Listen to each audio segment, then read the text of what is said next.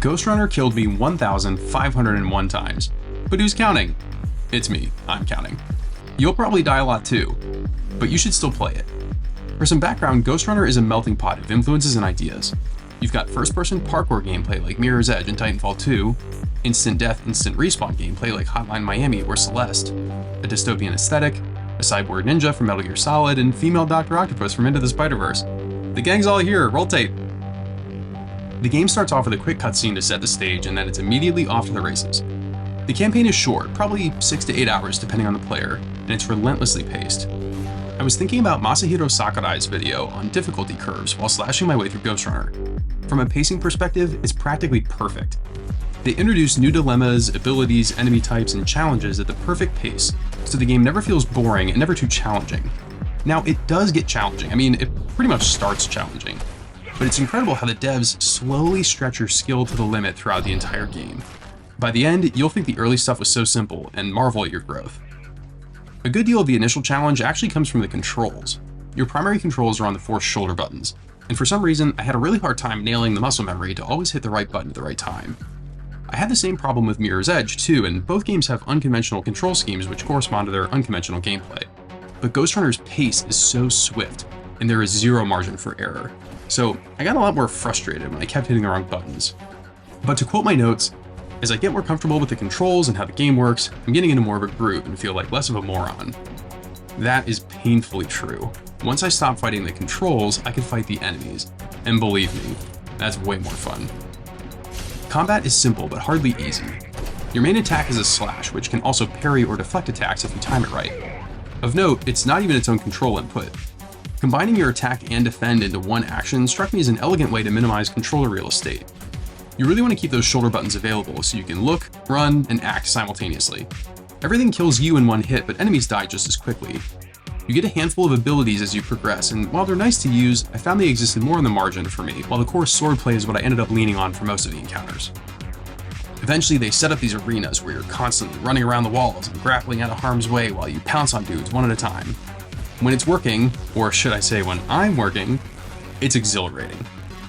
You start the game with a slow-mo ability called Sensory Boost, and let me tell you, it is essential to your success. For a while, I was treating it as another marginal ability in combat, occasionally using it to correct a misplaced jump in midair, but you absolutely need to hog the Sensory Boost to make progress.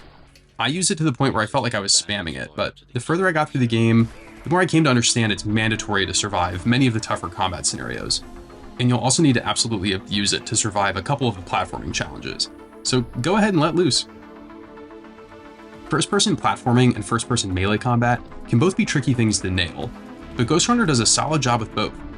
Slicing through enemies has a certain visceral thrill that never really gets old, and you get just enough blood and gore to make you feel like a savage without turning goofy. The ragdoll physics help impart a certain kineticism to the combat that perfectly complements the momentum of the game. And there's some quick slow-mo for the final kill of most areas, which provides a nice push and pull and gives you a second to bask in your accomplishment before moving on. For a while, the game is content letting you face down guns with only your sword, but close quarters enemies do make an appearance, and they're always a force to be reckoned with.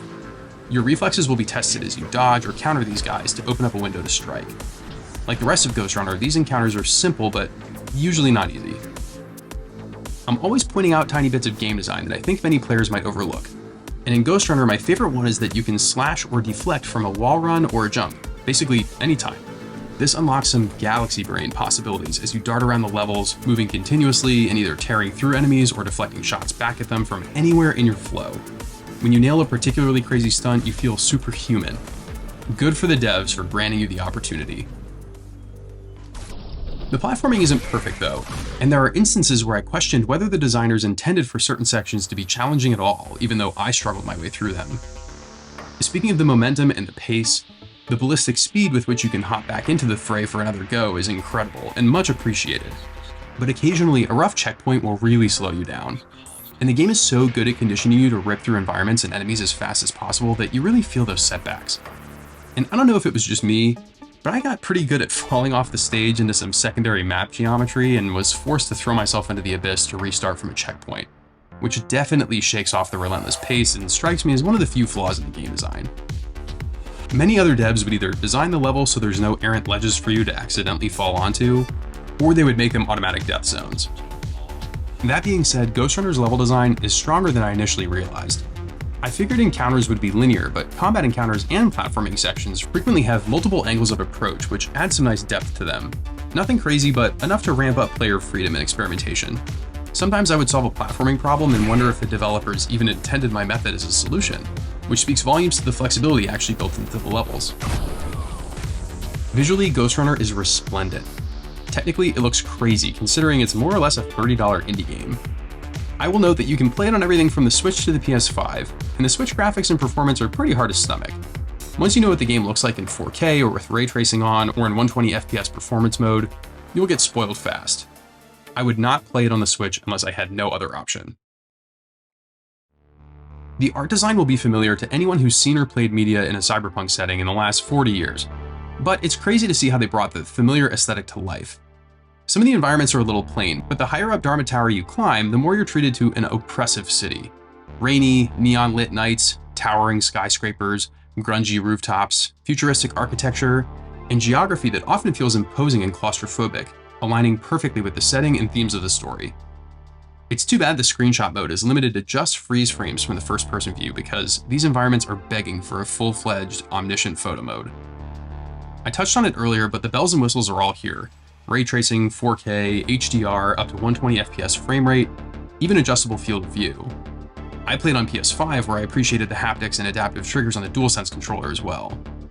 I do want to note that, although I thought I captured the game in HDR, I had an issue with my capture card, so what you see here is SDR.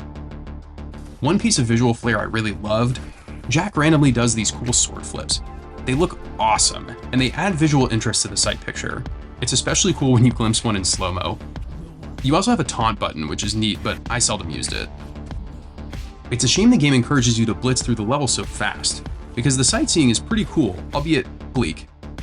I guess that's one more reason to do a completionist New Game Plus run later. High school me would have definitely dug deep into this one and gotten all the trophies. I do consider the replay value of this game to be high, though I haven't personally played it more than once. I'm impressed by New Game Plus though. You can tackle the game with all your unlocks from the outset, but there's another catch. They redesigned combat and platforming sections to make them harder. That's a surprising amount of effort. There's also alternate game modes and DLC missions. It's a lot to offer. Overall, I'm just impressed at the production value and replay value for this game at $30. I am begging the industry for more short, cheap, focused, and polished games. And shout out to Sony for giving this as a free game on PS Plus a couple of months ago. The final thing I'll touch on is essential to the game, and that is the soundtrack. The music is flat out perfection. Original soundtrack pantheon. Take a listen.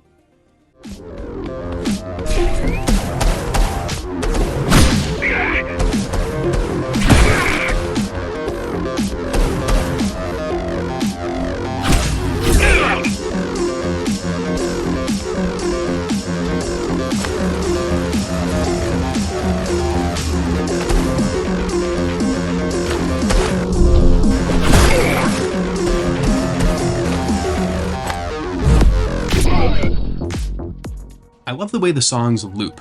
You'll hear the tracks countless times as you die and retry the same parts over and over again, so it's a miracle you don't get sick of them. Of course, I already knew I wouldn't get sick of the music, which has been some of my most played work music for multiple years, and that's the highest praise I could possibly give it.